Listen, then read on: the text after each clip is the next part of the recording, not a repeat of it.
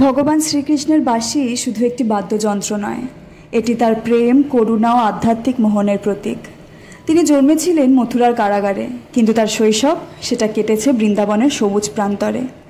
একদিন ছোট্ট কৃষ্ণ খেলতে খেলতে গঙ্গার তীরে পৌঁছে দেখেন এক বৃদ্ধ সাধু শান্তভাবে বাঁশি বাজাচ্ছেন।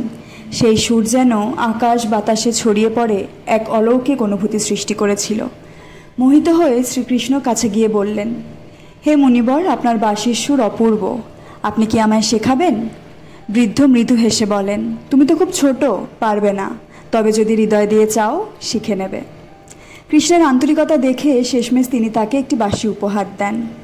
সেই মুহূর্ত থেকে কৃষ্ণের বাঁশি হয়ে ওঠে তার চিরসঙ্গী, যার সুরে গোপীদের মন কেঁপে উঠত, প্রকৃতিও থমকে যেত, আর সারা বিশ্ব নিঃশব্দ শুনত সেই প্রেম ভরা সঙ্গীত।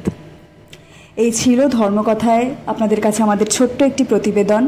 কেমন লাগলো আজকে ধর্মকথার প্রতিবেদনটি সেটা অবশ্যই আমাদেরকে কমেন্ট করে জানাবেন। আর এরকম আরও ভিডিও পেতে কিন্তু অবশ্যই ফলো করতে হবে ট্রাভো নিউজ। আপনারা এতক্ষণ দেখছিলেন ট্রাভো নিউজ, শুধু খুশির খবর, ভালো খবর, যা কিছু বাঙালির।